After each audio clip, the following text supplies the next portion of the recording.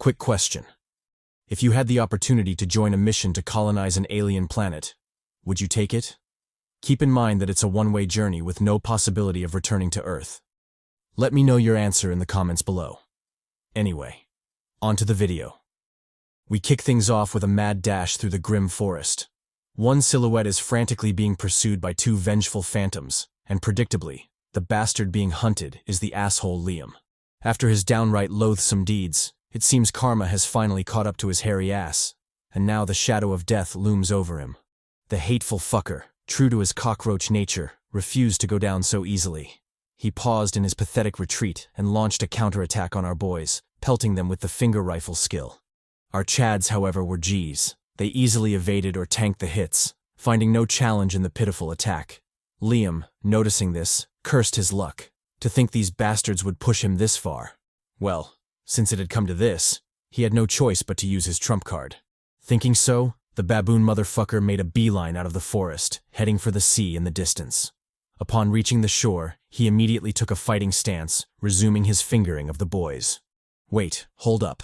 That doesn't sound right. Let's try that again. He immediately resumed his finger bang on the goddammit. Anyway, he attacked, and our boys dodged, splitting up to divide his attention. For a ranged fighter like himself, such a tactic was particularly effective, as the hateful fool couldn't aim and fire at both of them simultaneously. Our boys, also aware of this, capitalized on the weakness, patiently biding their time for their own counterattack. However, the duo had severely underestimated the wickedness of Liam. Even cornered, the hateful foe was still scheming, deliberately luring them into a trap. And so, to Jeong's surprise, a green silhouette jumped out of the water, catching him completely off guard. What was more surprising was that the ghostly silhouette was someone we already knew, the ponytail Chad, Pauline Nordine. Turns out the Absi Chad had died at some point, morphing into a water ghost. Jeong, taken aback by the strange development, blanked out for a moment. Just what was the French Chad doing there? And was this why the hateful Liam had lured them to this place? The whole situation was so bizarre and confusing to him that even the system notification congratulating them for finding the water ghost was completely ignored. The water ghost, however, wasn't held back by such trivial matters. It immediately clocked our boy, sending him reeling. Jeong, with a grim expression, marveled at the water ghost's absurd strength and speed. If it wasn't for his passive skills, that casual blow would have blown off his arms. Borrowing the momentum, he backpedaled, putting distance between himself and the fiend. Now free from the ghostly clutches, he analyzed the situation. He didn't know how Pauline had morphed into a water ghost, but because of that, they were definitely cooked. Especially since they still had the fucker Liam to worry about. Speaking of the loathsome fool, he finally sighed in relief upon seeing the ghost materialize.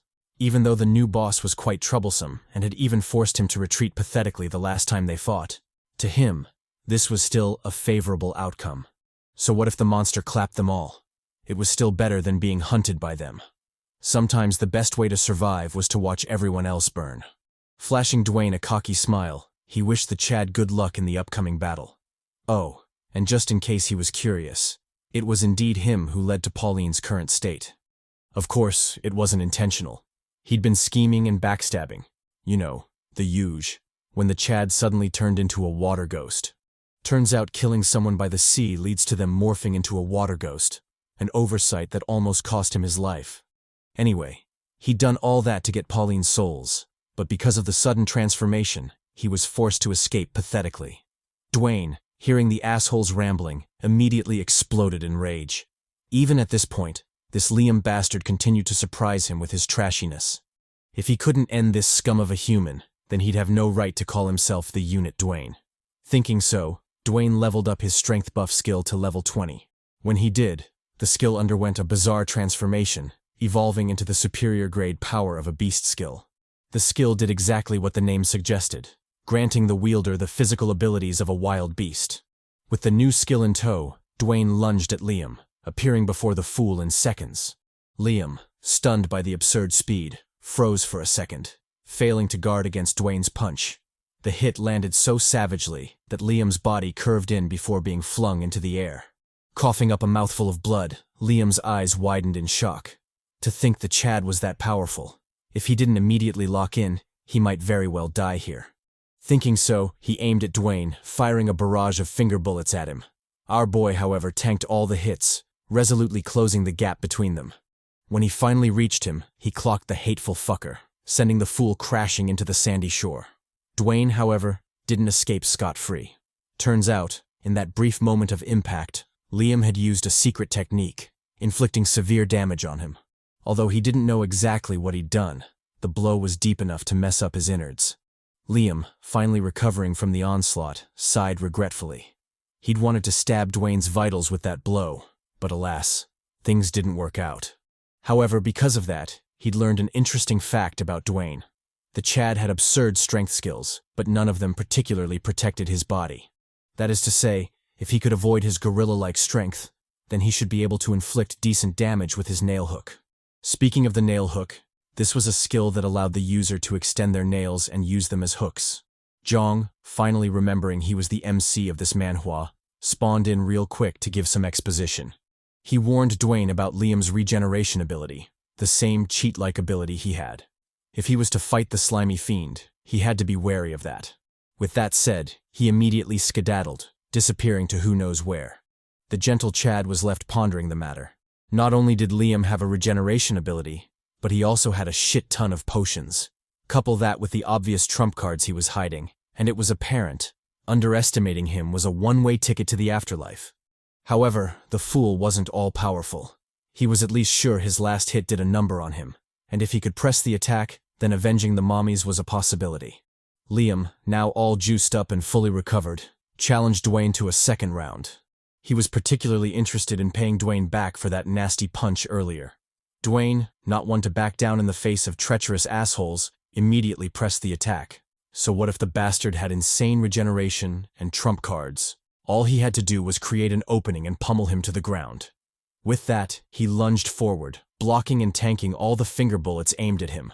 Liam, still feeling cocky, mocked the giant Chad, calling him foolish for charging at him so openly. Maybe before he could have been caught lacking, but now he was already familiar with his speed.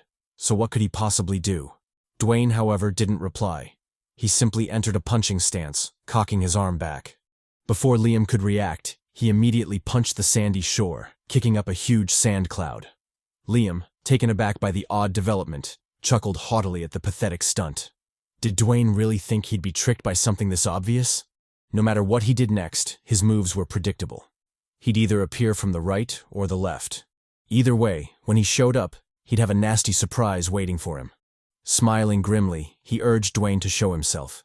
He'd be sure to kill him this time. Dwayne, however, didn't show himself. He stayed hidden behind the huge curtain of sand. I don't know what kind of fucked up gravity lag has, but this sand cloud sure is taking its time to fall. Liam, equally puzzled by the lagging sand, shouted at Dwayne to show himself, calling him a bitch for hiding. Obviously, Dwayne didn't fall for such petty taunts, and besides, Liam had no right to call anyone a bitch, seeing as he had a mega bitch slap plastered across his face. Like damn, just how hard did Dwayne hit the bastard? Speaking of the gentle Chad, a shadowy phantom suddenly streaked on the right side, hinting at his inevitable counterattack. Liam, noticing this, immediately aimed at the phantom, ready to shoot. However, this turned out to be nothing but a feint. The giant Chad was actually attacking from the left. Liam, having expected this, smiled deviously. He quickly unloaded 2 hot ones on the silhouette, punching holes through the sand curtain. To his shock, this too was a feint. The giant Chad didn't attack from either direction. Instead, he blitzed through the middle, drop-kicking the living shit out of Liam. The blow sent the bastard reeling, causing him to crash pitifully into the hard ground. Despite his grave injuries, our boy didn't let up. He swiftly closed in, preparing another stomp attack on the hateful fellow. Normally, he wouldn't be doing this, but for Liam, this loathsome fucker, he was ready to make an exception. Saying so, Dwayne landed a vicious stomp kick on Liam's knee, causing the bastard to wail in agony. As satisfying as this was to see, it was also such a shame. I mean, his balls were right there. Why didn't he stomp on them fuckers instead? Anyway, I digress. Liam, enraged and in pain, launched his counterattack, pelting Dwayne with a barrage of finger bullets. Our boy, however, easily shrugged off the blows. What were a couple of puny bullets to his Chadly physique? Rather, he held onto Liam's treacherous hand, breaking it like a twig. As he'd said before, it really wasn't in his nature to torture someone, But for some strange reason, Liam's scream sounded like music in his ears. The bastard, clearly frantic, swung at Dwayne, his ghostly claws aiming for his face. Caught off guard by the insidious attack, Dwayne fumbled, barely sacrificing his hand to block the blow. Before he could launch his CHADY counter, probably involving the Wayne Brady principle, the scene switched to Jeong, showcasing his battle with the water ghost. Seems like the author finally remembered who was the top dog in his manhwa and decided to give our boy some screen time. However, currently, Jeong's chattiness was not chattying since he was losing pathetically to the water ghost. Despite his savage slashes, the fiend was eating them like candy, finding no challenge in the blows. Jeong, fed up with the stalemate, blitzed the ghost, sending it flying into the distance. He didn't know what the resilient bastard was made of, but surely with its neck broken, it would be dead, right? Nope. Lag was like, fuck that. This wasn't the place to defeat enemies with wishful thinking and the power of friendship. He could save that bullshit for Naruto. In here, people fought like men, desperate and bloody. And so, to Jeong's surprise, the ghostly fucker got back up, fixing its broken neck like it was nothing. Our boy, cursing his shitty luck, scowled at the fiend, rage evident on his face. He wondered why the ghost had such absurd resilience, high enough to shrug off broken necks. Even if it was lag, this was getting ridiculous. Anyway, seems the best way forward was to chop off its neck or mince it to pieces. Only then would its death be assured. However, that was easier said than done, since his bone blade couldn't even scratch it. Not to mention, the ghost wasn't the only foe he had to worry about. There was still Liam in the equation. But he couldn't afford to be bothered by him right now. The situation had developed to a state where any carelessness from them would get them instantly killed. So, as much as he wanted to drag that loathsome fool into the fray and use him as a meat shield, he couldn't do so. All he could do was trust in Dwayne to handle him and trust in himself to solo the water ghost. As if it had sensed Jeong's resolve, the ghost roared, its voice bellowing out like sound waves. Jeong, identifying this as the signal to lock the fuck in, immediately entered a fighting stance. He quickly deduced that his current strength alone wouldn't be enough to defeat the foe. If he wanted to do that, then significant upgrades had to be made. And so, with that in mind, our boy burned through his souls, leveling up his swordsmanship, pain relief, lizard tail, and tough skin skills to levels 10, 5, 3, and 7, respectively. With that done, Jeong braced for impact, tanking the ghost's lunge attack with strained ease. Acting quickly, he immediately countered, landing a vicious kick on its flank. For any living being, this could have been considered an effective attack, one aimed to immobilize the enemy through pain. However, since the water ghost didn't feel pain, nor did it fear it, the attack ended up amounting to dog shit. Jeong, noticing this, immediately switched to the next ace up his sleeve, lightning shock. Channeling his Thor-type shit, he bathed the ghost in brilliant lightning, knocking it back. And I don't know if it's just me, but somehow the water ghost looks hella zesty in this scene. Or maybe it's hitting the nay-nay, who knows. Anyway, the blow from the attack sent it backpedaling, allowing Jeong a well-deserved reprieve. Analyzing the foe, he noticed that electric attacks didn't work on it either. So far, he'd managed to do 0 damage to it, and if that continued, he'd find himself in a troublesome situation. Desperate and cornered, he contemplated using the Door of Limitation skill but swiftly shot it down. He had no idea what the fallout would be for using the skill. If it turned out to be a massive depletion of his stamina, then he'd truly be fucked. Finding it wise to play it safe, he instead leveled up his strong bones and calm breathing skills. With the 2 skills, he could enhance the power of his bone blade and also decrease the stamina consumption when using said skill. Though not nearly as effective as he'd liked, this was all he could do for now. As he charged at the ghost, Jeong reflected on the actions he should take. Methodical thinking and planning wouldn't work on such a foe. What he needed was something else. Something primal. He had to move instinctively, use unconventional methods to throw it off. And although it might sound flashy when he said it like that, what the bastard actually meant was that he'd be fighting hella dirty in this fight. Acting on this, Jeong threw sand into the ghost's eyes, temporarily blinding it. He capitalized on this opening, spawning behind the fiend, his bone blade at the ready. Even if it was sturdy, he wanted to see if it could still fight back after getting decapitated. With this thought, he decisively swung at the ghost, offering a gentle prayer for Pauline to finally rest in peace. This prayer, however, was bitch-slapped away by Lag when Pauline briskly raised his arm, using it to block the incoming slash. Channeling its horror-type shit, the ghost leaned back, scaring the shit out of our boy. Before he could react, the ghost countered, landing a back kick on his ass, forcing him to cough up a mouthful of blood. Jeong, now backpedaling from the blow, cursed his shitty luck. Even while fighting dirty, this bastard still refused to die. Not only that, but his bone blade upgrades turned out to be straight trash. Well, since it had come to this, he had no choice but to go hard. If long and narrow won't do it, then he'd have to go with short and girthy. Pause. In this state, he was sure he'd be able to do a number on the resilient fucker, especially if he aimed at the neck it had been instinctively protecting. As Jeong was still organizing his big-brain plots destined to be bitch-slapped by the water ghost, the fiend in question was making some bizarre moves. Crouching down, it lunged at our boy, its arm performing a strange clawing motion. When it did so, a ghostly black aura enveloped its hand, causing alarm bells to go off in Jeong's mind. Although he didn't know what the hell it was, his spidey senses were tingling, warning him of the impending fucktitude. And true to his instincts, the ghost clawed forward, hurling a black beam of death towards him. Jeong, overwhelmed by primal fear, stared gravely at the attack. He didn't know what bullshit hole the ghost pulled this move from, but one thing was for certain. This was the closest he'd ever come to death since his regression. Not only was the attack ridiculously fast, making dodging impossible, but also bizarrely threatening, as if death was inevitable once hit by it.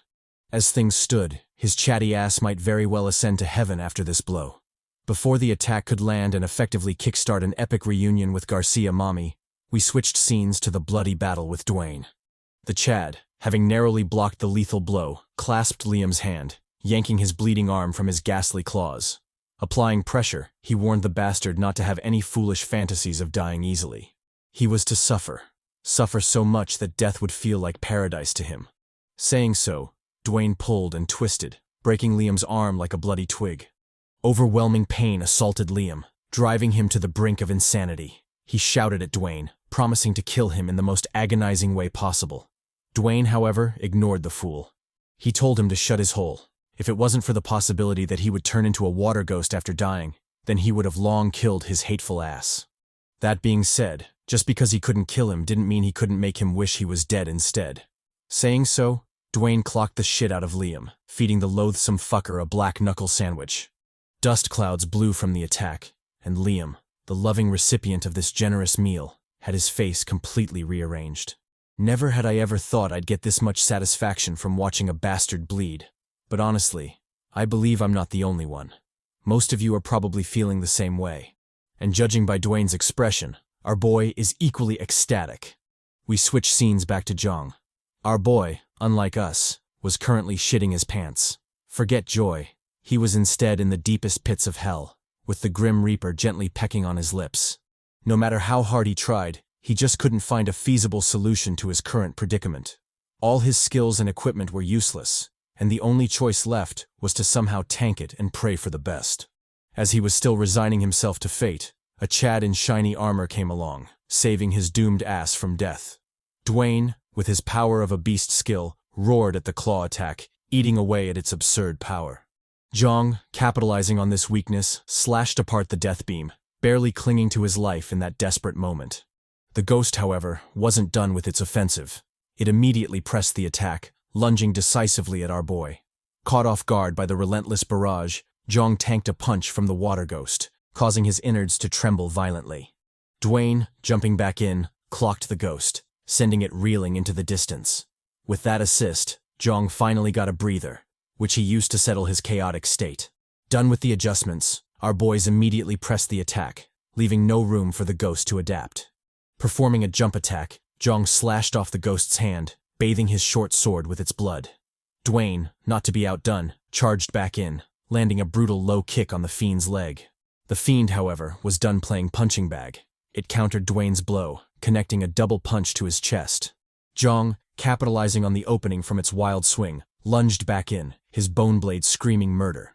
On the other end, Dwayne also pressed forward, effectively trapping the ghost in a pincer attack. Finding itself caught between two giants, the ghost had no choice but to abandon protecting its neck and face both sides simultaneously. Our boy, noticing this, smirked widely. This was the chance he'd been waiting for. With the ghost unable to protect its neck, This was the best moment to slash off its hateful head. And so, with that thought, Jeong pressed forward, nimbly dodging the ghost's counterattack. Borrowing from his swing momentum, he delivered a nasty slash to the fiend's neck, hoping to decapitate the fool. However, the boss's neck turned out to be hella sturdy, forcefully blocking the sword slash. At that critical moment, Dwayne spawned the fuck in, connecting a savage punch to the ghost's face. Under Dwayne and Jeong's collective attacks, the fiend finally succumbed, losing its head in glorious fashion. With that, the battle ended, and the Chad Pauline was finally freed from his torturous fate. Jeong, recalling he still had another asshole to handle, asked Dwayne about Liam. The gentle Chad told him not to worry. Considering the state Liam was in, he was practically dead. In fact, there was no need to tell him. He could see for himself. However, when he turned around to show Jeong, the bastard Liam was nowhere to be seen. Dwayne, visibly shocked, quickly ran to the bloody shore, wondering where the cockroach motherfucker had gone. Even in that state, had that hateful bastard really escaped? The MC, analyzing the blood trails, deduced that Liam must have escaped into the sea, a fact that made tracking him insanely difficult. Dwayne, however, was adamant. He insisted on chasing down Liam. With his injured state, he couldn't have gone far. Jeong immediately brushed off the idea, instead focusing on something else. He asked Dwayne if there was a possibility Liam would turn into a water ghost if he died in the sea. Dwayne replied that he wasn't sure. Even if the bastard drowned, the system might treat it as his technical kill, so there was no way to tell. All they could do was hope for the best. Jeong agreed, though inwardly, he was hella skeptical. This was L.A.G. Wishful thinking never ended well in that hell. So before shit hit the fan, which it inevitably would, he told Dwayne to bounce. They were leaving that bitch. We switched scenes to the shore of the sea. Our boy, always a merciful Chad, was conducting a short funeral for the Poppy Pauline. Although they'd only known the French Chad for a little bit, in that time, he'd proven to be a good comrade. So this was the least they could do. Offering a gentle prayer, Jeong wished the Chad a smooth transition into the afterlife. Hopefully, in that paradise, he'd get all the croissants and baguettes to satiate his French desires. Done with the manly tears moment, our boys immediately shifted their attention to the system notification. As you'd expect, it announced the completion of the main mission and side mission, specifically, finding the water ghost. Because of this deed, the two recipients, Jeong Big Daddy Hyeok and Dwayne the Rock Smith, would be rewarded as previously promised. They would both receive a random piece of equipment themed after the water ghost. For Dwayne, the equipment was the water ghost's arm. When equipped, it would buff physical ability in proportion to his agility stat, and additionally, it would grant the passive skill, Tough Skin, level 10. For Jeong, it was the water ghost's leg. Similar to the arm piece, it also provided a buff to physical ability in proportion to his agility stat. However, the passive skill granted was different. In his case, it was Stride Reducer, probably a movement-type skill. Anyway, with the new drip, our boys were officially ready to leave that hell. Dwayne, taking the moment to voice the obvious, asked Jeong how they were meant to cross the seemingly endless sea. Jeong replied that he need not worry.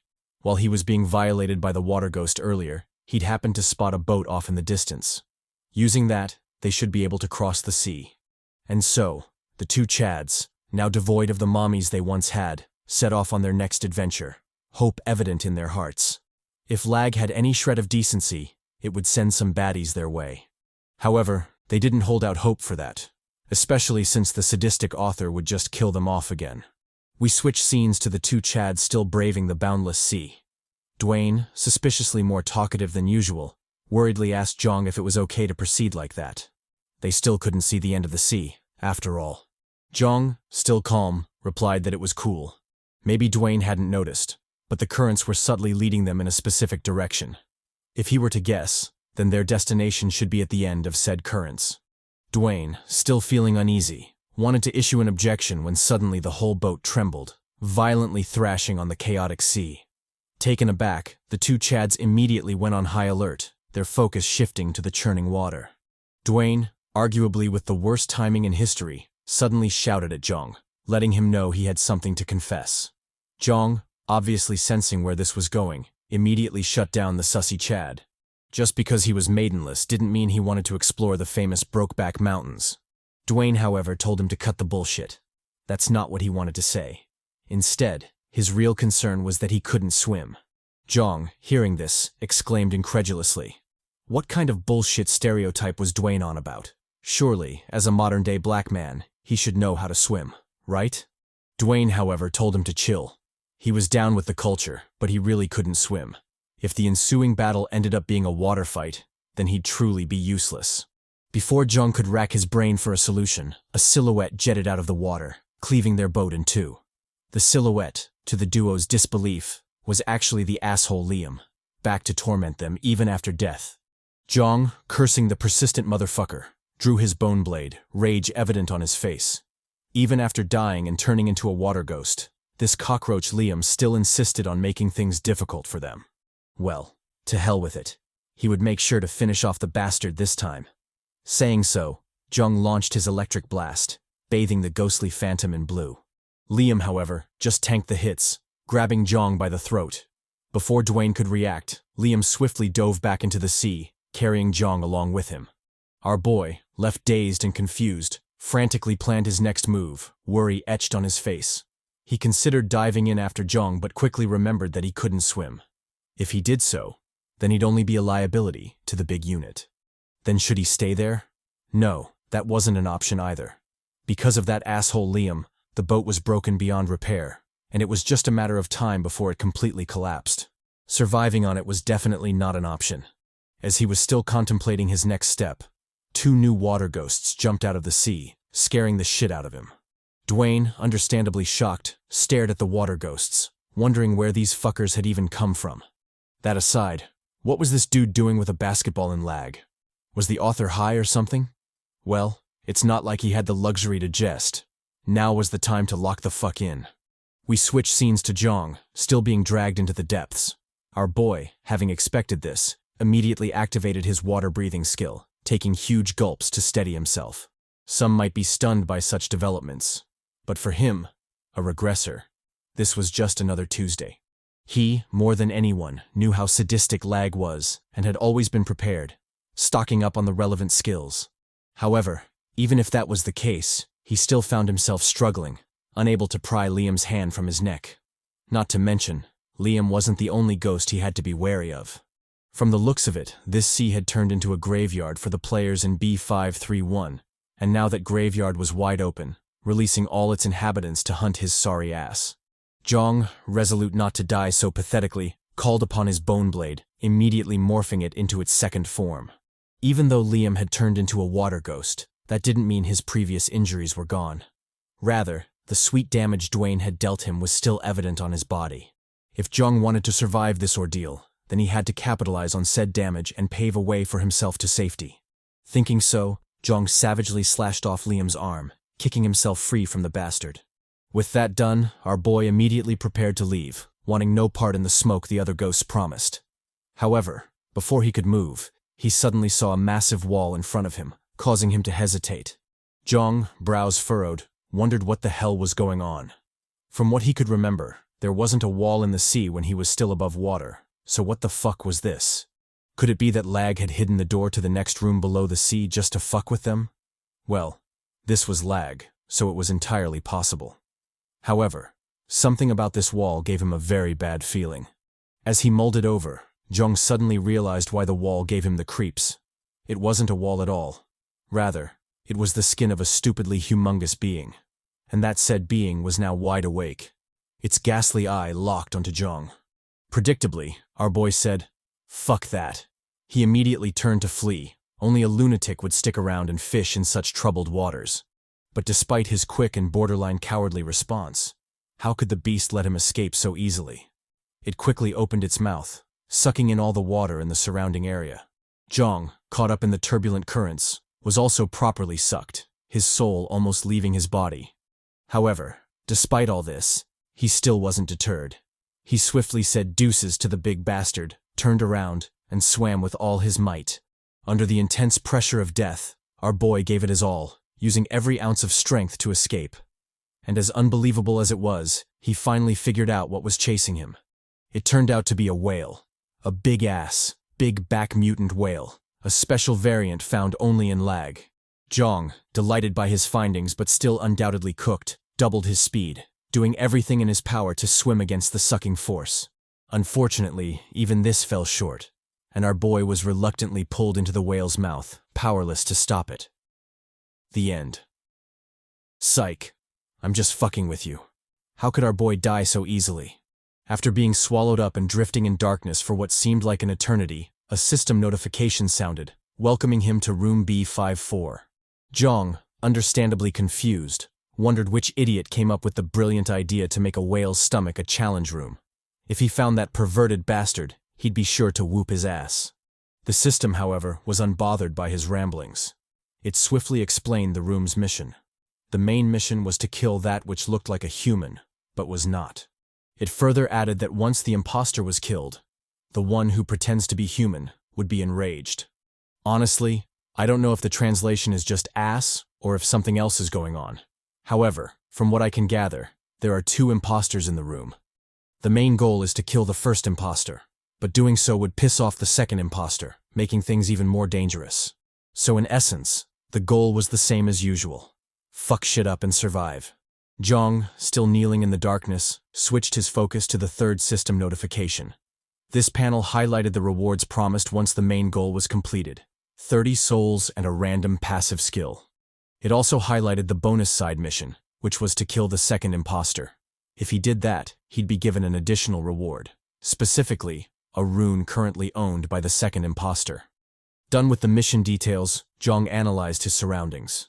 Unfortunately, the place was so dark that his casual analysis yielded no results.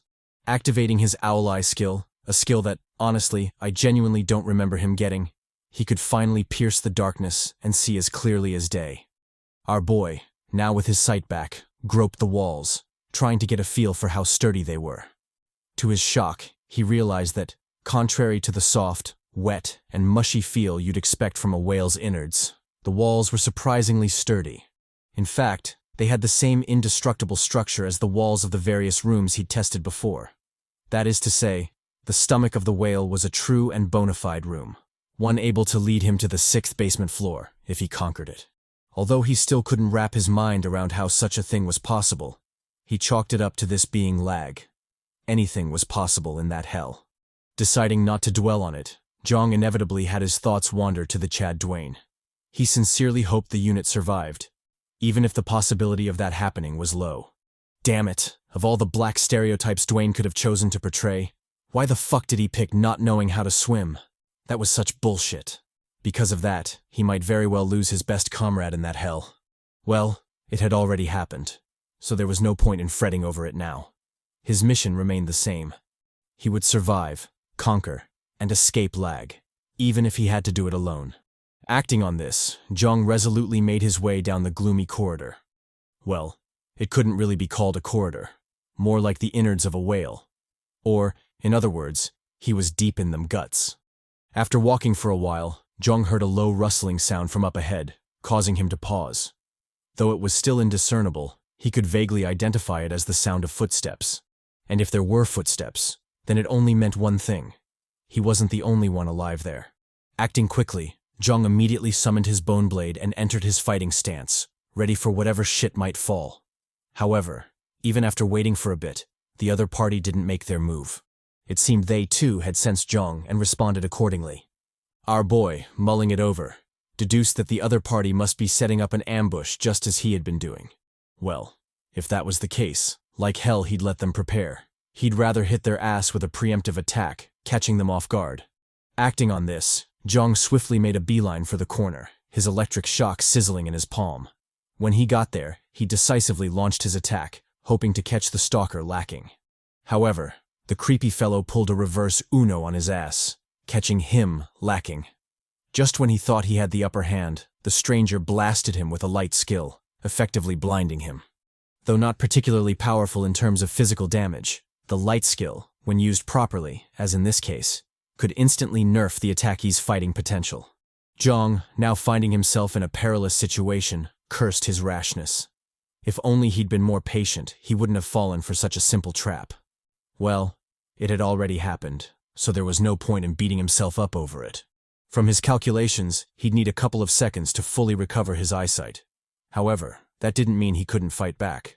Employing his rich combat experience and MC plot armor bullshit, he quickly deduced the assailant's position and decisively swung at them.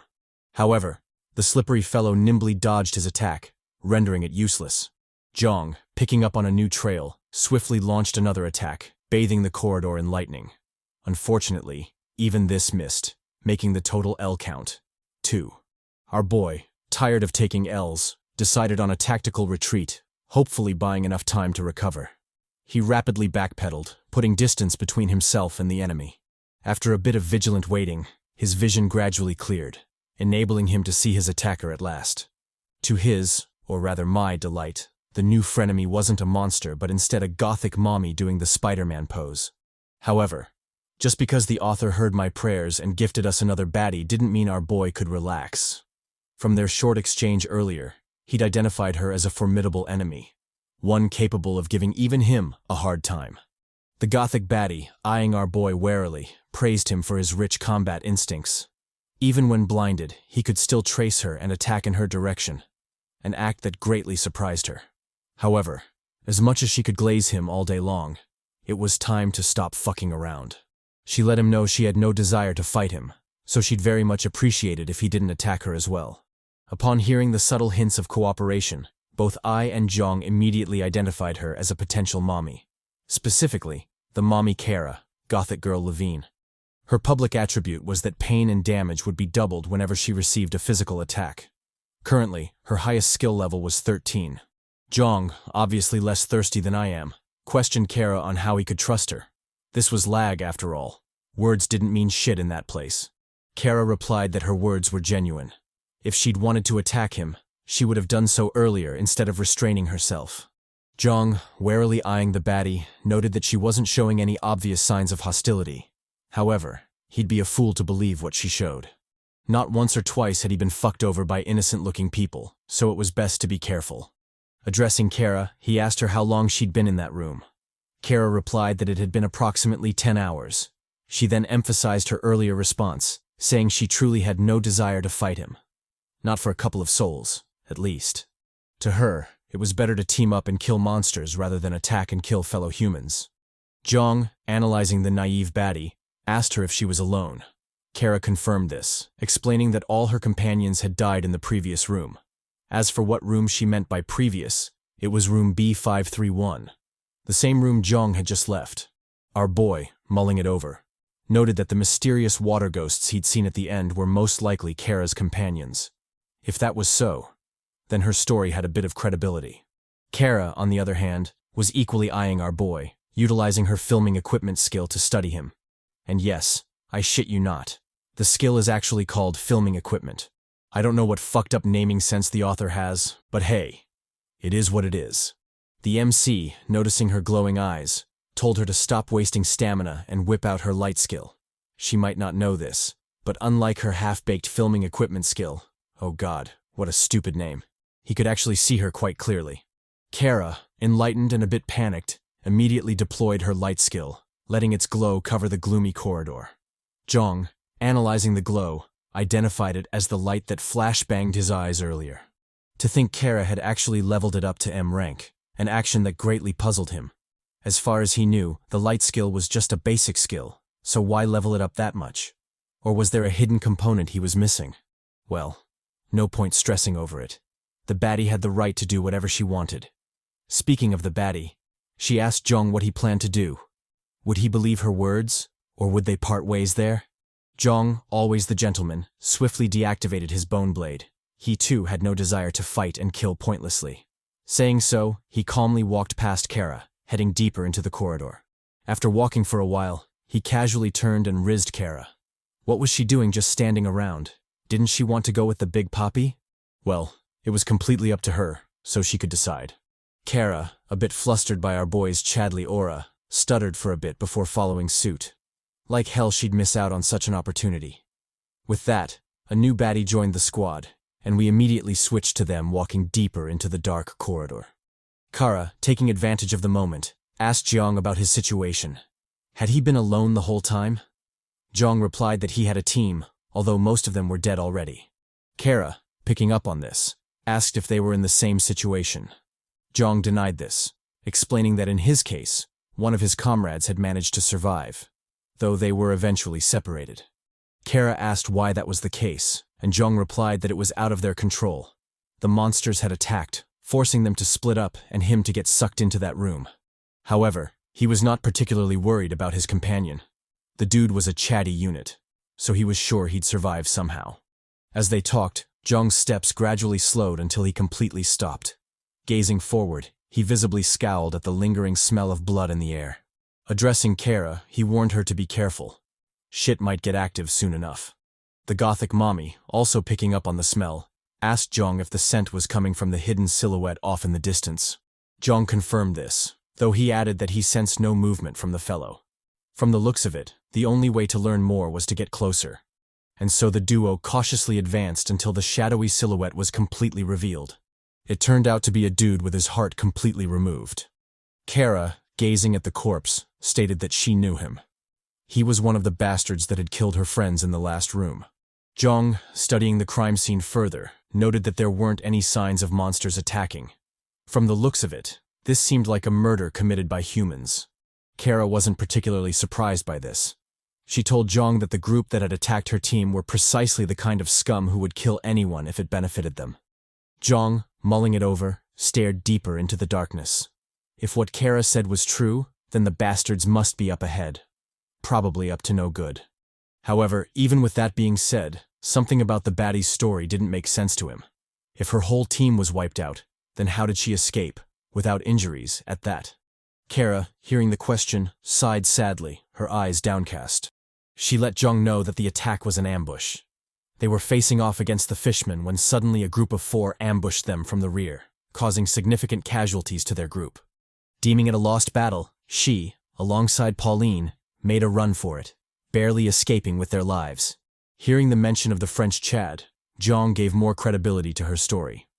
From the looks of it, the gothic baddie wasn't faking it. Turning to the strange corpse, he asked her to tell him more about the assailants. Kara replied that of the 4, there was a figure with dark hair, but she didn't see his face clearly. Obviously, another one was the now dead bastard before them.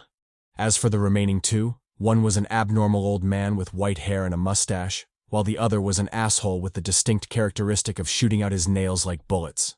Jeong, hearing the last description, immediately identified him as Liam. Only that loathsome fucker had that distinct skill. However, that begged the question. Why did Liam abandon the group and eventually seek them out to partner up? It didn't make sense. Kara, unaware of his inner thoughts, continued with her sad girl monologue. She confessed that Pauline had died to Liam's attacks while trying to escape, and she, like a coward, had capitalized on that moment to get away. Although shameful, that's how she survived, and if Jeong wanted to, he could go ahead and criticize her. Jeong, however, consoled the baddie. He let her know he had no intentions of criticizing her. Besides, it wasn't her fault. Anyone would have reacted the same way when faced with the same situation. Channeling his Fang Yuan type shit, he told the baddie that life was all that mattered. Only fools would die for stupid things like revenge and bravado. In this life, true bravery was surviving no matter what. Only when alive would you have the chance to take the next step. And besides, with how things ended up, it could be said that Pauline's grudge was somewhat resolved.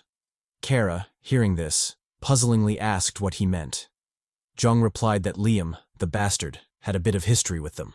When they met, they made sure Liam went swimming with the fishes. Quite literally.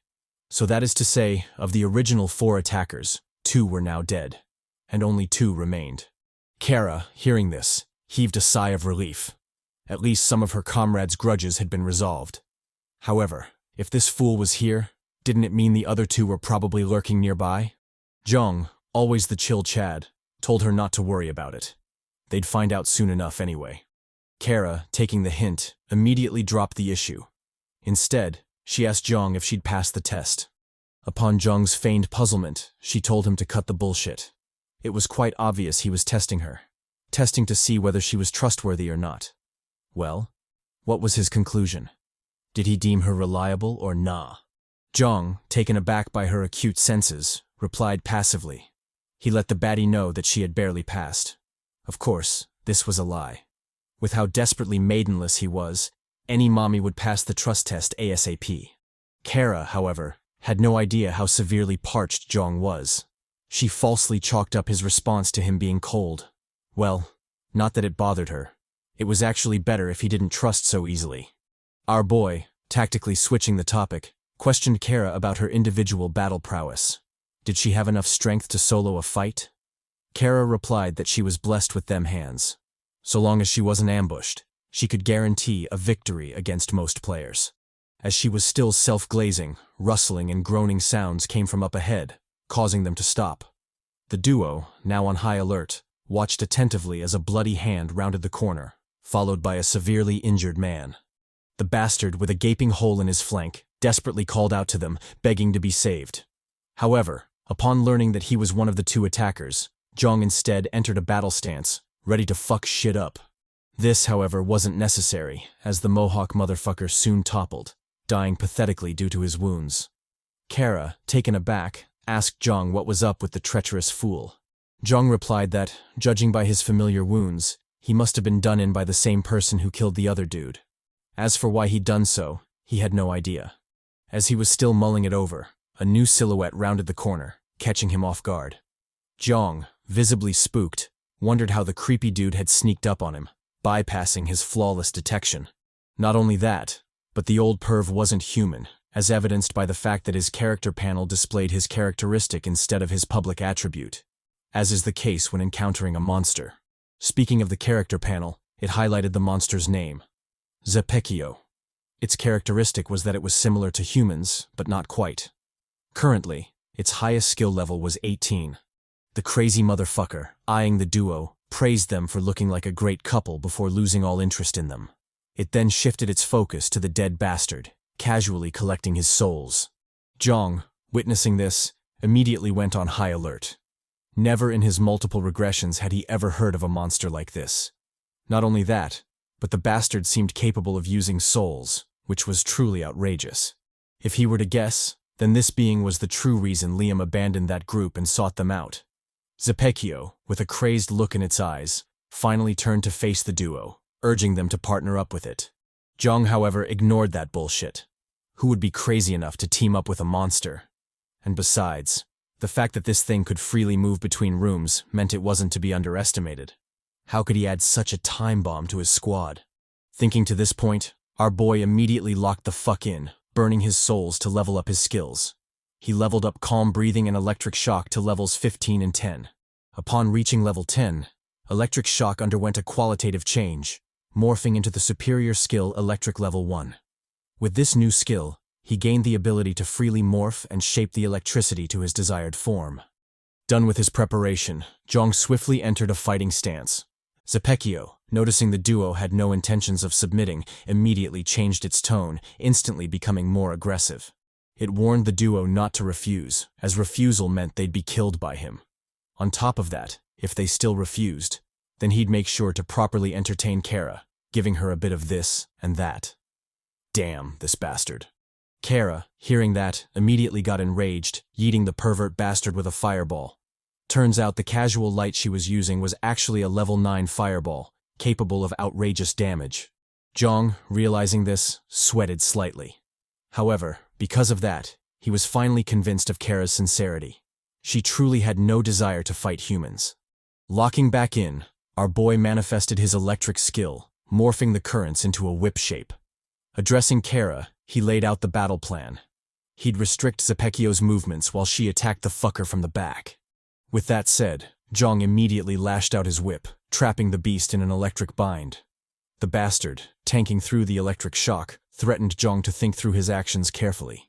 If he truly rejected his offer, then he'd have no option but to kill them. Jeong, barely keeping the beast at bay, cursed his shitty luck. Who would have thought electric skills would be so useless in L.A.G? Well, it wasn't completely useless. It was definitely dealing damage to Zepeckio. It was only that the fiend felt no pain, hence tanking most of the damage. Anyway, if that was the case, then he might as well go hard. He had a new mommy to impress after all. Zepeckio, however, didn't want our boy collecting them mommy merit points. It would rather die than watch him pull a bad one.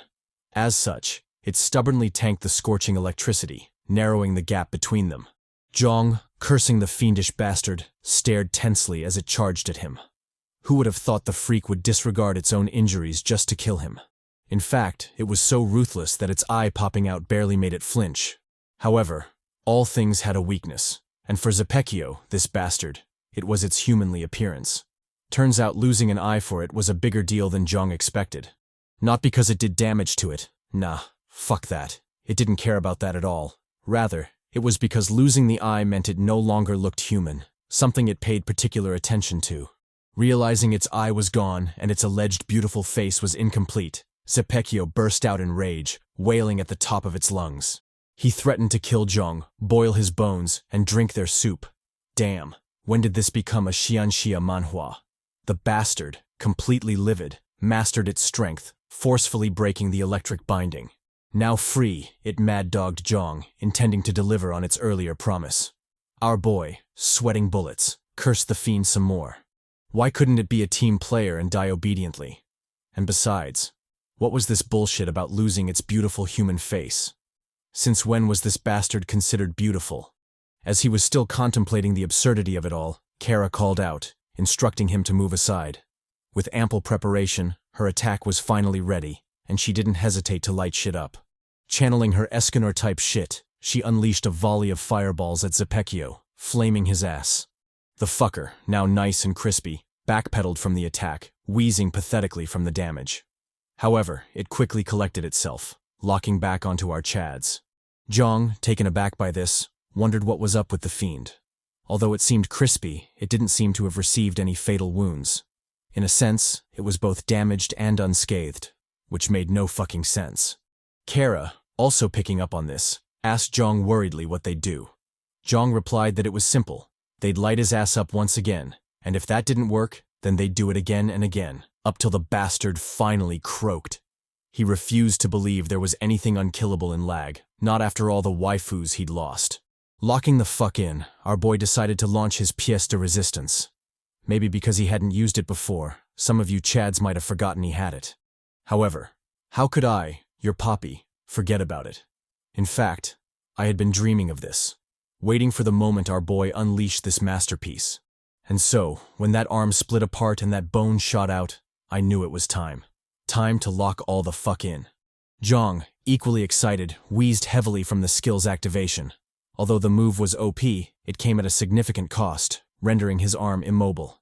However, it was also because of this cost that he knew it was great, and he couldn't wait to see how much it'd fuck shit up. Kara, clearly surprised and worried, asked Jeong if he was alright. Inwardly, she wondered what masochist bullshit Jeong was on about. Our boy, however, told her he was alright. He cautioned her to focus, as Zepeckio was finally making his move. And true to his words, the charred fool was already on the move, charging straight at them. Jeong, unfazed, instructed Kara to wait for his signal. No matter what, she shouldn't attack until he told her to do so. Kara, obviously hesitant, struggled for a while but ultimately decided to trust in Jeong. Our boy, pleased by the baddie's trust, turned his attention back to Zepeckio. After their earlier clash, it became apparent that half-assed moves wouldn't work on it. If they truly wanted to take it down, then they'd have to do something big and flashy. As such, he resolutely baited the fiend to attack, luring it into the trap he had prepared. When Zepeckio crossed the crucial point, our boy, Sang Jung-woo, commanded his skeleton shadow to arise, summoning it to heed the call of the Shadow Monarch. Well, technically, it wasn't a shadow, and our boy wasn't a monarch. However, even a budget version of the Poppy Jin-woo was more than enough to clap hella cheeks. Thus, when Zepeckio lunged at them, poised to rip them apart, it got hit with the gotcha bitch no jutsu, yeeted firmly by the neck. Official debut, equipment skill. The skeleton soldier finally joined the fray. Big Daddy Jeong, delighted that his skill worked out, stared smugly at the trapped Zepeckio. He quickly realized that not only was the skeleton soldier OP, but he could also remotely control it. That is to say, he could sit back while his skelly chad fucked shit up, reaping the rewards while putting in zero effort. However, the skill also had a rather grave downside. That is, so long as the skeleton soldier was active, his left arm would be essentially useless. But that was something he'd worry about in the future. For now, his full focus was on Zepeckio. Speaking of the fiend, it was currently losing its shit, screaming at Jeong, calling him a demon in human skin. Well, considering a whole-ass skeleton manifested from his arm, I don't really blame him. Jeong, however, thought otherwise. He particularly held grudges and instructed Kara to blow his shit up. The gothic mommy, clearly itching for some action, immediately let it rip, activating her strongest skill. Channeling her Ghost Rider-type shit, she cast her Fire Devil at Zepeckio, blowing him up with demonic flames. Jeong, cautious of the attack, swiftly controlled the skelly Chad, leading it to avoid the brunt of the blow. Although it was needed to hold Zepeckio in place, it was also vulnerable to the flames, so a direct blow would be fatal to it as well. Not only that, as Jeong soon learned, his life force was tied to the skeleton, so any injuries it received would reflect on Jeong as well. Realizing this, he immediately leveled up his pain relief and lizard tail skills.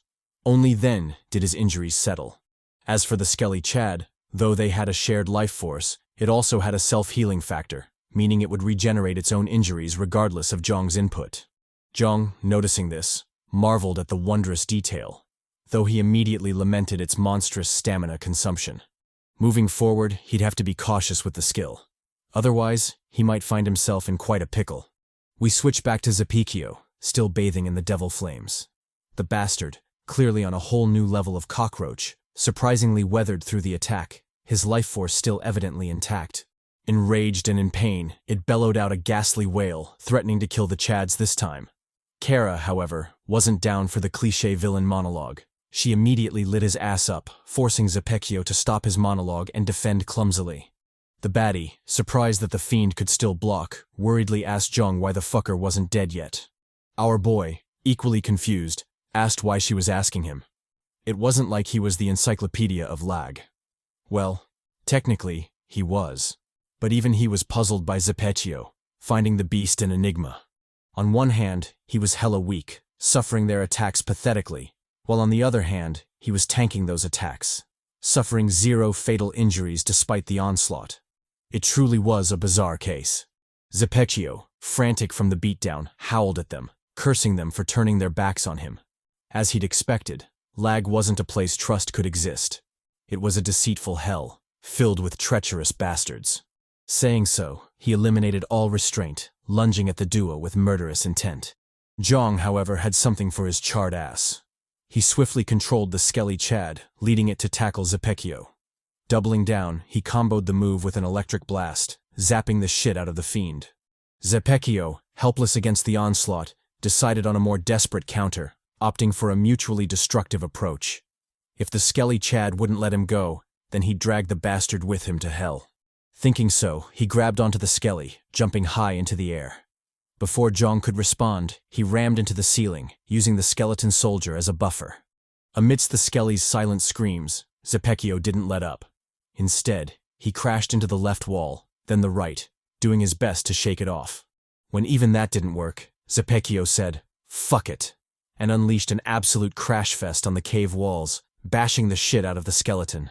Jeong, watching all this, stared incredulously, wondering what the hell Zepeckio was cooking. Even though it was a dumb beast, surely it must know that destroying the skelly Chad wouldn't amount to much, right? Well, even if that was the case, it was better to be safe than sorry when dealing with shit and L.A.G. As such, he immediately dismissed his skeleton soldier, summoning back his arm bones.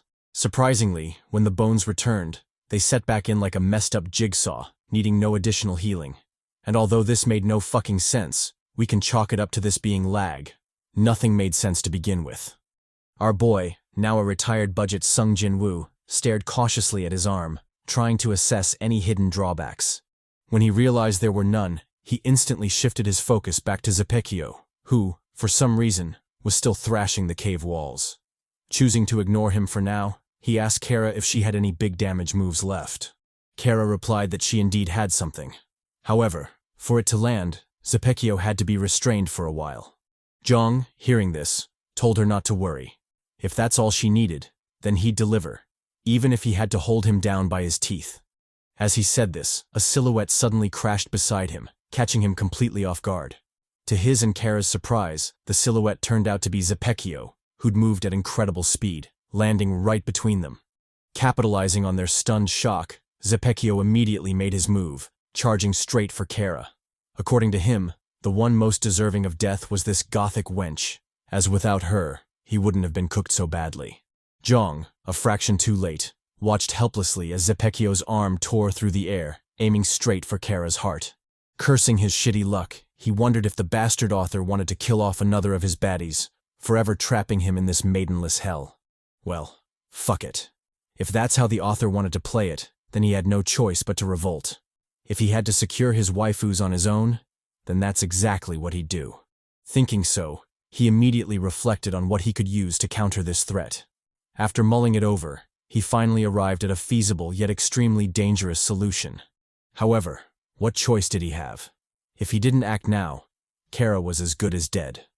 Finding no other solution, Jeong resolutely activated his trump card, Door of Limitations. With the skill's activation, a crimson and savage aura burst out from Jeong, buffing his body several times over. Under the skill's effect, his eyes turned demonic, taking on a devilish hue. Jeong, noticing the bizarre changes to his body, immediately cancelled the bone blade, deeming it a wasted effort in this state. Not only was he strong enough to clap anything without it, but he was also losing hella stamina, making the bone blade a liability. With that done, he locked onto Zepeckio, targeting this loathsome fucker. Surprisingly, due to his buffed speed, the fiend was now moving hella slow, almost as if time had stopped around him. But Jeong knew this wasn't an issue of time. This was him moving so fast that everyone else seemed slow in his eyes. Capitalizing on this change, he zoomed towards Zepeckio, clocking the fool on the head. Before it could react, he comboed this blow with a knee strike, thrashing the shit out of the fiend. Not relenting, he proceeded to unleash a barrage of blows on the charred bastard, reducing the once formidable foe into a punching bag. Kara, watching all this, got moist seeing our boy go off like that. She'd known he was strong, but damn, was the chatty poppy always this strong? Back then, under Zepeckio's sneak attack, she'd already resigned herself to fate, believing there was nothing she could do to save her life. But who would have thought this chatty Jeong could come in clutch like that? Our boy, as if sensing the baddie's heart, kneed Zepeckio into the air, opening him up for a finisher move. Acting quickly, he swung at the fool, nailing him deep into the ground. Still not satisfied, he comboed the punch with an axe kick, driving his heel into Zepeckio's skull. With that, he casually backpedaled, eyeing to see what the fiend had left. Kara, noticing his withdrawal, asked what kind of skill that was, and if he had it, then why the hell didn't he use it earlier? Surely he hadn't been saving it for the cliché MC power-up trope, right? However, before she could probe further, the reason for Jeong's hesitation became apparent as he coughed up hella blood, soaking the ground in red. Noticing this, Jeong instantly deactivated the Door of Limitations skill, barely stabilizing his condition. After a bit of wheezing, he suddenly realized how close he'd been to death by recklessly activating that skill. Currently, the Door of Limitations was at level 4, which meant he could open 4 doors. However, just opening the first door caused him such a huge backlash that he was at death's door. If he had foolishly opened the 4th door from the get-go, then he would have died for sure. Thankfully, that didn't happen, and with his pain relief skill, he could somewhat endure the backlash of the deadly skill. But as they say, high risk, high reward. Although the skill was definitely dangerous, it was equally as OP. In fact, with that skill, Jeong was certain he'd whoop any ass, regardless of who they were. Kara, breaking our boy from his self-glazing, worriedly asked him if he was okay. Jeong, however, was clearly not okay. Because of the backlash, he couldn't even open his mouth, and his body was trembling all over. However, there were still moves to be made, so he forced himself to speak. With great difficulty, he managed to warn Kara, telling her to stop fucking around. Just because Zepeckio was beaten didn't mean he was dead, so before the bastard caught them lacking, she should go ahead and finish it off. Kara, snapping out of her daze, immediately locked in, instantly activating her ultimate skill. With a crackling of crimson embers, a majestic blade manifested, bathing the cave in its glow. This chatty flame was the Blade of Flame skill, a level 13 active skill exclusive to Kara. For now, it summoned a blade bathed in intense flames, promising to annihilate all it touched. Armed with the blade, Kara decisively slashed forward, launching the demonic weapon at Zepeckio. The strike landed with a deafening explosion, plumes of fire blossoming in the eerie cave. Our boy, unluckily caught up in the blast, was yeeted back like a ragdoll, skidding pathetically across the rough floor. If any of his baddies saw him in this state, he'd be sure to die a tragic virgin in this life. However, Jeong wasn't bothered by that. Despite the pathetic display, he was low-key glad he could rest up like that. Undoubtedly, the backlash from using the Door of Limitation skill was more than he expected, so any chance to recuperate was more than welcome. Back to Kara. Although she was closer to the blast site, she surprisingly didn't get yeeted back and thus maintained her chadlet aura. I don't know if it's because casters are immune to their skills' effects, or if the bastard author finally started showing some love to the female characters. In any case, the gothic mommy stared down at Zepeckio, eager to confirm her kill. After a bit of quiet waiting, she finally remembered our boy and worriedly asked if he was all right. Jeong, still sprawled on the floor like a wet dog, replied that he was okay. A little bit of blast couldn't do shit to him. Getting back up, he suddenly realized an ominous fact. Although Zepeckio seemed down for the count, the system still hadn't announced the completion of the mission. That is to say, shit was brewing behind the scenes, and he, the puppy Jeong, was destined to receive a whole lot of backshots from L.A.G. Kara, equally worried, asked Jeong if Zepeckio was finally dead. Jeong replied that he wasn't sure, but the method to check was simple. They'd just whoop the bastard until he confirmed whether he was alive or dead. In the meantime, he advised Kara to restore her stamina, and if she had potions to help speed that up, she was better off using them. With that said, Jeong downed a stamina potion and silently walked toward Zepeckio. As he did, he reflected on the room's mission. The system had instructed them to locate 2 imposters. The first was described as what looks like a human but is not a human, while the other was described as what pretends to be human. According to the system, killing the first imposter would enrage the second imposter. Zepeckio, with his bizarreness, was obviously one of the 2 imposters. However, even if that was the case, it still meant there was another hidden imposter out there somewhere, stalking him from the shadows. That was undoubtedly not an ideal situation to be in. The most dangerous cases were those where enemies lurked in the shadows while he was clueless in the light. But even if he worried about it, what would it change? The situation would still stay the same, so he might as well deal with what he could control. Thinking so, Jeong resolutely raised his bone blade, letting the ghostly katana stab at Zepeckio soon after. With a silent ding, the blade bounced off the fiend's skin, leaving only a small dent.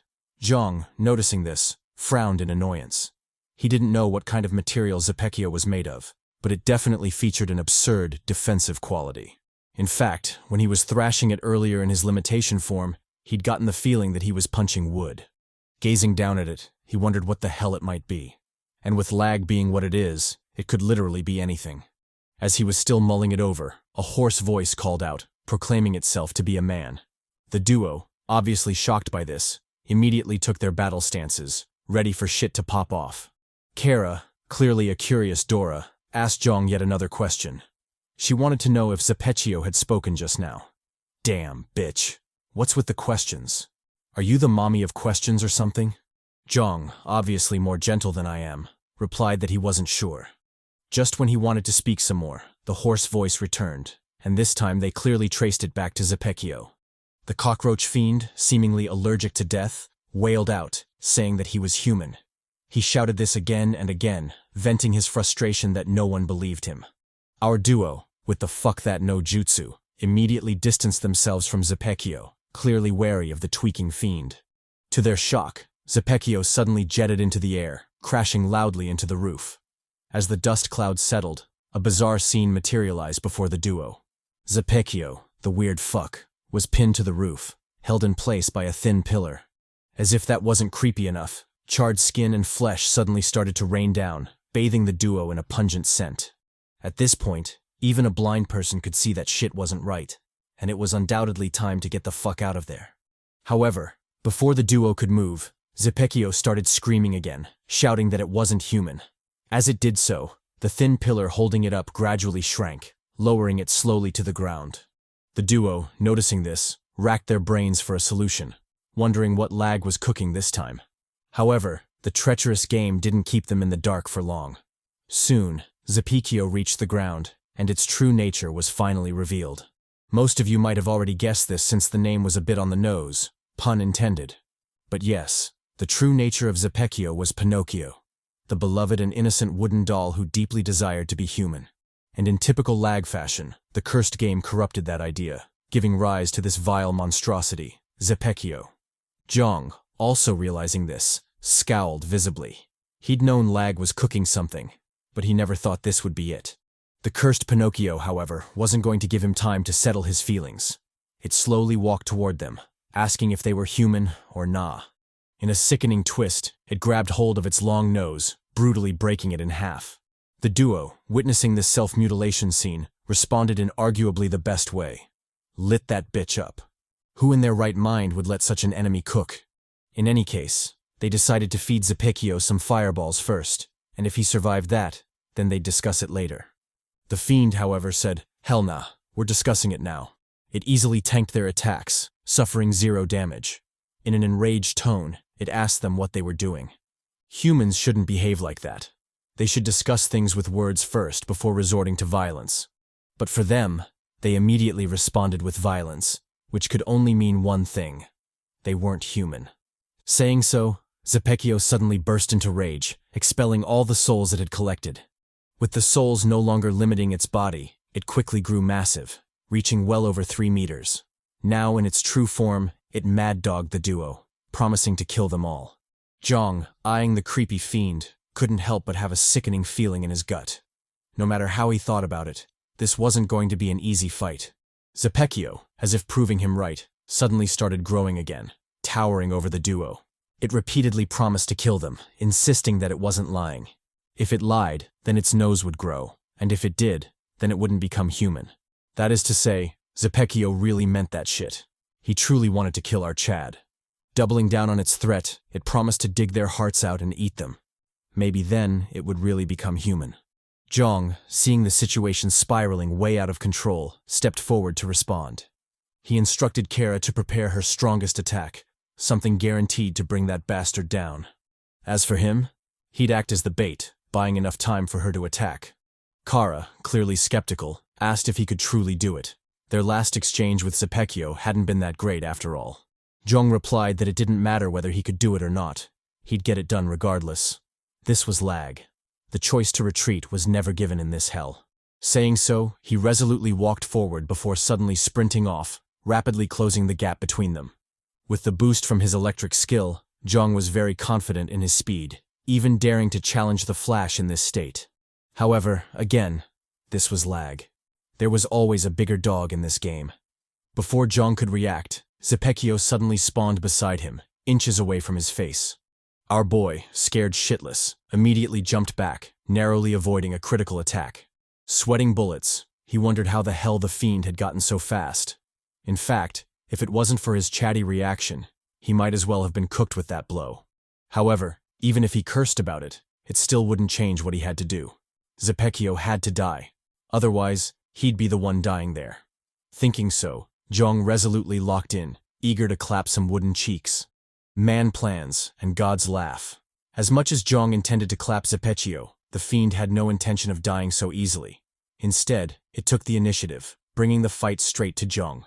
In a downright insidious move, it bit at Jeong's pee-pee, forcing the latter to back away frantically. And although some might argue that all is fair in love and war, surely this had to have crossed some line, right? Jeong, clearly believing so, retaliated in kind. If Zepeckio wanted a taste of his sword, then he'd be sure to give it a mouthful. The fiend, however, wasn't satisfied with just this. It immediately followed up with a grab attack, intending to trap our boy.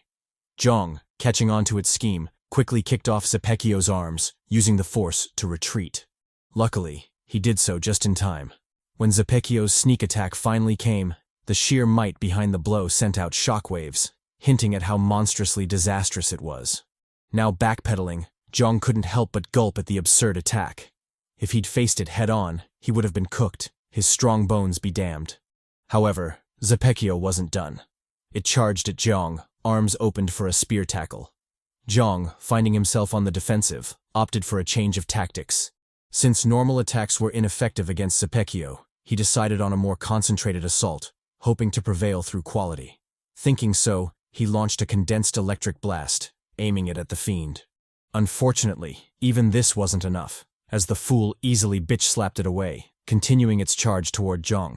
Our boy, truly at his wit's end, cursed inwardly at the monstrous display. If even his condensed attack couldn't do shit to Zepeckio, then how the fuck did L.A.G expect them to deal with this fool?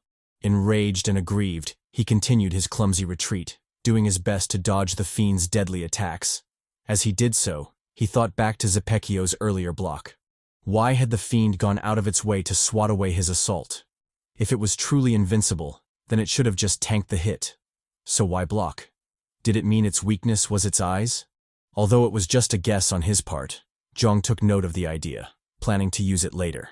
In the meantime, he continued his tragic retreat, avoiding Zepeckio's strikes, which, for some reason, all seemed to be aimed at his dick. Finally fumbling, Jeong found himself at a dead end, trapped between a wall and the charging fiend. Seemingly helpless, he resolutely took his stance, eager to duke it out with the bastard. However, all this was a show. Jeong had deliberately lured Zepeckio into a trap, opening it up for a counterattack by Kara. The gothic mommy, clearly ready, immediately let it rip, launching 3 blazing swords at the fool. Caught off guard, Zepeckio ate the assault, disappearing in the fiery blossom. Our boy, also caught in the explosion, immediately charged out, barely avoiding a scorching demise. Now free, he regrouped with Kara, watching on as the woody bastard burned. I had initially thought that was the end of it, but this gothic bitch just had to jinx it, asking Jeong if Zepeckio was dead. And as expected, the fiend emerged from the flames, almost as if it had gotten a second wind from Kara's foolish words. Thanks a lot, bitch. Jeong, equally frustrated, stared gravely at the unscathed Zepeckio. Although he was fuming at Kara's foolishness, he still needed the baddie, so he had no choice but to swallow his rage. Turning to her, he asked if she'd be able to fire something even stronger if given the chance. Kara replied that she could, but considering her stamina, it would probably be the last assault she'd launch before collapsing. Not to mention she'd need a shitload of time to get it ready. Jeong told her not to worry. If it was time she needed, then it was time she'd get. Though he sounded confident, inwardly, he was sweating bullets. Forget his current pathetic state. Even if he was at his peak, he still wouldn't have been Zepeckio's match. The difference in their strength and speed was just that absurd. However, even if that was the case, it didn't mean he'd cower. He was Jeong motherfucking Hyeok. Like hell he'd fall to such a bastard. Thinking so, our boy resolutely activated his limitation skill, shrouding the cave in his demonic aura. So what if his body fell apart? So what if the backlash would be tragic? He'd be sure to send Zepeckio to hell before that happened. Kara, visibly worried, asked Jeong if he'd be okay. His body was still recovering after all. Jeong reassured her, letting her know he'd endure it somehow. And besides, since her jinxing ass had led them to this situation, it wasn't like they could just ignore it, right? He instructed her to focus on her role and not mind him. This was L.A.G. Such sacrifices were necessary in that hell. Kara reluctantly agreed, beginning the channeling of the pièce de résistance, the strike that would hopefully bring down the woody bastard. As for Jeong, he made a beeline for Zepeckio, planning to buy her as much time as he could. With grim determination, he resolved to maintain his limitation skill, not stopping until he brought Zepeckio down. Failure was not an option, especially since he'd seen how much Zepeckio loved biting off dicks. Such a bastard could not be allowed to win. Zepeckio, as if sensing his diss, also dove in, tangling Jeong in a brutal melee. It first launched a slap attack, kicking up a dust cloud from the force. Jeong, immediately on the defensive, clumsily dodged the slap, sliding between its legs to escape. Now free, he immediately turned back, driving a killer knee to Zepeckio's face. The fiend countered with a swipe attack, but Jeong was faster, barely dodging the vicious assault. Leveraging his momentum, he performed a mid-air somersault, perching gracefully on the roof. He immediately jumped back in, bringing the fight to Zepeckio. The fiend, also rising to the challenge, responded with a finger stab, seeking to pierce him through. Jeong, however, easily dodged the stab, countering with a heavy punch that smashed Zepeckio into the ground. The fiend, still unfazed, immediately recovered, ready for round 2. Jeong, equally ready, sprang forward, clocking the fool on the jaw. He comboed this move with a Superman punch, driving his fist into Zepeckio's ribs. Although he was holding up for now, Jeong knew this couldn't last long. His body was slowly breaking apart, and it wouldn't be long until he collapsed. Even still, he resolutely dove back in, determined to endure until the end. Zepeckio, completely livid from being toyed with, lunged at Jeong, stealthily preparing its finisher, a spear tackle. Our boy, noticing this, also prepared his finisher move, dual skill activation. Even though his body was in shambles, he still risked it and activated his electric skill, coating his body in a volt storm. With a double skill buff, Jeong shot forward, leaving a tempest surge in his wake. Zepeckio responded with a claw attack, leveraging its momentum to boost the assault. Our boy, having expected this, narrowly avoided the claw, countering with a savage punch to the gut.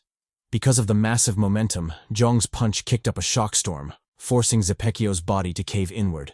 However, he too suffered gravely as his arm tore open, stabbed through by his shattered bones.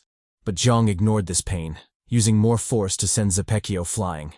As the hateful fucker skidded away, he used the short respite to assess his condition. One casual glance was enough to tell how pathetic his condition was. His hand was broken, bones shattered, and even his body was slowly falling apart. It was truly a miracle he was still standing. However, the silver lining was that he'd finally confirmed Zepeckio's weakness. Just as he'd guessed, the fucker's weakness was its eye. Armed with this info, Jeong decisively pressed the attack, resolute not to give Zepeckio any respite. Though his body was breaking down, there was still enough in the tank to give a big fuck you to Zepeckio.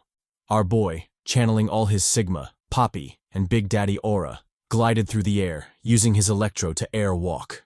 Leveraging this panty-dropping feat, he instantly appeared before the fallen Zepeckio, cocking his hand back for a brutal jab. Before the fool could react, Jeong fed it a knuckle sandwich, making sure to bury its loathsome face into the ground. Zepeckio, left reeling from the blow, endured the pain and responded with a quick cross to Jeong's chest, making a mess of his ribcage. Overwhelmed by the force, Jeong was sent flying, crashing pathetically against the cave wall. This casual punch from Zepeckio finally broke the delicate balance in Jeong's body, and all his suppressed injuries came flooding in. Because of this awful timing, Jeong instantly became a spent force, a fish on the chopping board, helpless to defend against his demise. Zepeckio, enraged and equally spent, shakily stood up, its full fury locked on Jeong. Deep resentment bled through its lips, and it couldn't help but curse our boy, threatening to kill him in the worst ways possible. He'd do everything to make him suffer, even if he had to poke him in the ass and lie like crazy. Pause. Clearly too impatient to wait, it instantly lunged forward, curving a beeline toward our boy. Jeong, truly at his wit's end, watched helplessly as the fiend charged at him, powerless to stop it. Because of the backlash, his whole body was numb, and he couldn't rise an inch, even if the hawk was toed. This was it. This was as far as he could go. Though he felt resigned, there just wasn't anything he could do. He was sure to die this time. Just as he was preparing himself for Garcia's warm embrace, Kara called out, yelling hell no to his sweet harem in heaven. She chucked a blazing fireball at him, blowing the shit out of our boy. Zepeckio, left stunned by the attack, shifted its focus to Kara, curious to know what the hell was going on. When it did, it couldn't help but tremble slightly, coming face to face with a blazing fire sword. With no chance to react, the sword stabbed its flank, sinking deep into its woody body. Amidst a bright explosion, the inferno blade rampaged through Zepeckio's body, blowing up his right leg. It then tore apart its left flank, before doing the same to his right arm. Finally, it made a mess of his face, barely missing that natural dildo on its nose. However, despite all this, the fiendish bastard still refused to die, stubbornly staying on its feet. Jeong, noticing this, couldn't help but curse the bastard. Even with all that, it still refused to die? Keep in mind that Kara's attack was more insidious than it seemed. It was designed to infiltrate the body, rampage about, and consume the victim from the inside out. So for this bastard to still be alive, it could only be chalked up to this being L.A.G. Zepeckio, now mangled and completely enraged, cursed at the duo, showing particular hostility toward Kara. It was because of this wench that he was in that state, a fact he could never forgive. But as much as he wanted to skin her alive, he too knew the bigger threat was the big Papi Jeong, so it swallowed its hate and staggered toward him. With clear malice in its eyes, it promised to tear our boy apart, and if possible, it would shit on his grave. Jeong, peeping the obvious danger he was in, decided to gamble one last time. Even though his body was falling apart, the same was true for Zepeckio, so if he could just hold out, he might just be able to survive this hell. Thinking to this point, he ruthlessly zapped himself, using the currents to forcibly stimulate his dying body. Fighting through the clear anguish, he shakily faced off against Zepeckio, betting it all on that final brawl. Zepeckio, also of the same mind, rose up to the challenge, doing its best to suppress its burning body. With both titans locked in, they both pounced forward, engaging in possibly the last melee of their lives. Thunder and dust bloomed from the attack, and Jeong couldn't help but cough up a mouthful of blood. Just when it seemed over for our boy, he suddenly got a second wind, which he used to punch the shit out of Zepeckio. Through CHADY glory, Jeong bashed apart the smug face, finally putting an end to the loathsome fucker. The system, as if sharing in the excitement, immediately announced the clear status, stating that the first mission had been accomplished. As a reward, 30 souls and a random passive skill would be given to the players. For our dying boy, the system gave him the Fiery Man passive skill. The skill was kinda trash, only heating his body up in proportion to his physical ability. Jeong, also noticing this ass reward, completely ignored it, instead focusing on his close shave with death. He had really cut it close that time. If Zepeckio had held on for just a second longer, he might have been the one to die. The system, seemingly aware of its garbage reward, sounded with another notification, this time bringing great news as a consolation. It stated that the second mission, Kill the Second Imposter, had also been completed. Thus, additional rewards would be given to Jeong. For those who are confused, it basically means L.A.G fooled us all. And Zepeckio was both the first and second imposter. And if that still doesn't make sense, just say fuck L.A.G and let it go. What else can we do? Moving on to the additional rewards, just as the system had promised, Jeong received a rune. This was Zepeckio's Rune of Anger. It allowed the wielder to activate the skill Madness, and further buffed their physical strength by 5%. As for the Madness skill, it did exactly what it sounded like. Once activated, the user would enter a berserk state for 1 minute, with possibly the normal buffs berserkers had. Our boy, mulling over the rewards, noted that they were kinda trash this time. Not only was the first passive ass, but the second was equally troublesome. Madness was a skill he didn't want to use and hoped he never had to use in the future. But from what we know about L.A.G, this motherfucker is gonna use that skill almost immediately. Gothic Kara, pulling up to our boy, asked him if he was okay. Jeong replied that he was alright, even though one of his injuries was caused by her personally. Kara, a bit embarrassed, said that it was the only way. If she hadn't blown him away from Zepeckio, then her signature technique would have hit him too, and he would have died pathetically. Not only that, she had to do that to confuse some of the chads who thought she was the second imposter. Jeong, flashing a rare smile, told her not to worry about it. Her judgment was spot on. Not only had she saved him, but she also gave Not a rare chance to laugh at the chads and chadlets in the comments. Serves them right for suspecting our new mommy. Kara, obviously confused by the fourth wall breaking, asked Jeong what they'd do next. Should they move forward? Jeong replied, telling her to chill out. There wasn't a need to rush. They would first rest up and recuperate.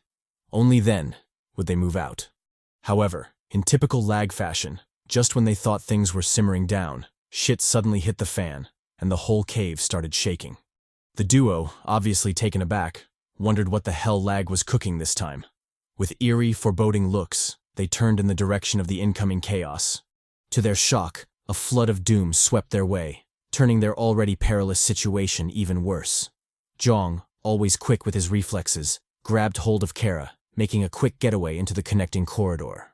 However, how could a measly mortal escape the mechanisms of nature? The flood instantly caught up, sweeping our boy and his new baddie away. Our boy, cursing the author profusely, wondered what the hell he was up to.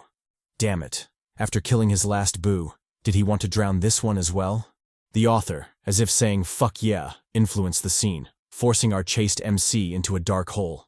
If he wasn't careful, this would be the only hole he'd ever enter in his entire life. Jeong, obviously indignant, fought hard, trying his best to escape such a fate. Yet despite his efforts, he was just a man.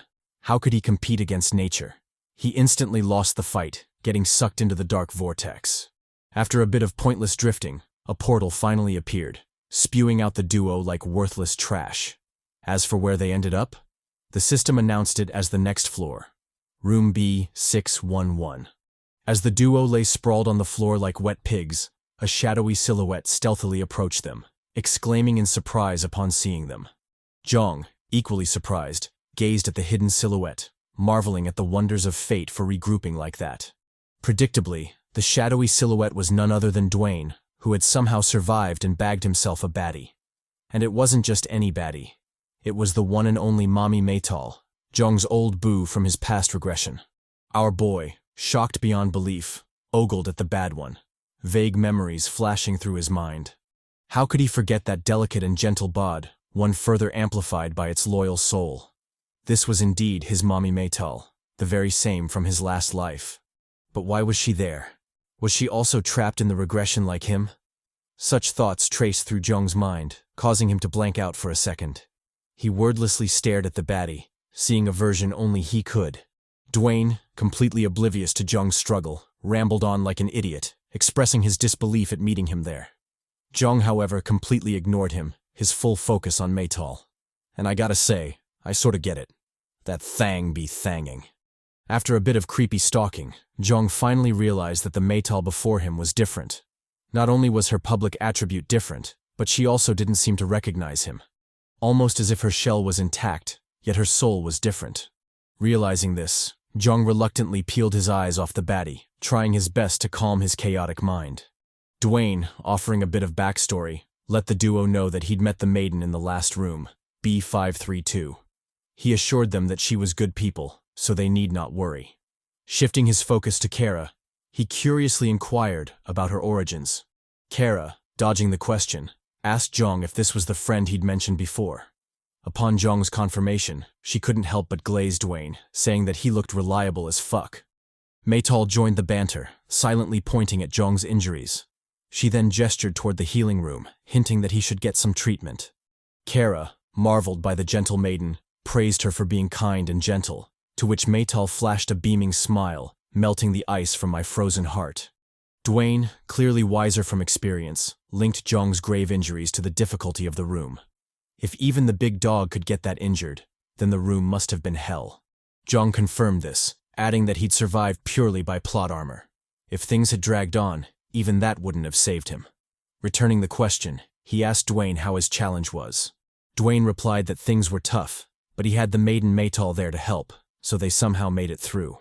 Kara, feeling her relevance dwindling, joined the banter, exaggerating her impact in the room. She glazed that without her, Jeong would have been cooked, powerless to defeat Zepeckio. And although this might sound like a flex, if you really thought about it, she was low-key right. Jeong also agreed with this, hence he stayed quiet. Instead, he enjoyed Kara's goofy side, finding the sharp contrast to her Valkyrie side intriguing. With the banter done, the duo split up. Jeong headed for treatment while Kara visited the vendor. Once inside, Jeong immediately made use of the facility, instructing the system to heal all his wounds. A couple of minutes later, and 11 souls down, our boy's injuries were fully healed, and he promptly returned to the hall. When he did, a pleasant surprise was waiting for him there. Turns out, Kara had decided to go all out in the thirst trap, buffing her drip with sexiness galore. In fact, the change was so drastic that even our virgin Chad couldn't help but salivate a little. Oh, Jeong, you naughty dog. Reining in his pervy thoughts, Jeong seriously evaluated her drip. From the looks of it, the baddie had invested quite a bit into that change, so the value should be equivalent. If that was the case, then he had nothing to worry about. A side note was that she was now proper eye candy, which made the investment even more worth it. Done with his cultured thoughts, Jeong entered the vendor room. What greeted him was a humongous vendor Chad, one easily taller than 5 meters. For Jeong, this sight wasn't intimidating. Rather, he was low-key delighted. The taller the vendor, the more goods it sold, so this was a welcomed development by our boy. Acting quickly, he immediately cashed in his skill and equipment coins, exchanging them for relevant items. For the skill, the vendor gave him the Batman skill, which, contrary to its cool name, was actually pure booty. The equipment, however, was decent. He received the Demon's leather jacket, a slick poppy jacket with hidden functions to boot. The first was a pocket space of sorts where he could keep his loot. The second was an incredible buff to his agility, provided he was in the dark. Done with that, he immediately shifted his focus to the items on sale. After a bit of thinking, he decided to purchase 2 equipment enhancers and a socket for his Skull General's mask. With the 3 in tow, he immediately set about improving his gear. First, he equipped Zepeckio's Rune of Anger to the mask. Then, he used the first enhancer to attempt an upgrade. Unfortunately, this attempt failed, and the enhancer was wasted. Not discouraged, Jeong tried out the next enhancer, and luckily, this time the upgrade worked. The equipment successfully leveled up to Skeleton King's face from Skeleton General's jaw. With the upgrade, the main skill, Summon Skeleton Soldiers, increased from level 1 to level M, Master. Predictably, Jeong was overjoyed by this. He hadn't held out much hope for the upgrade, so for it to rise by that much was truly a cause for celebration. The true Chads, however, know this isn't the case.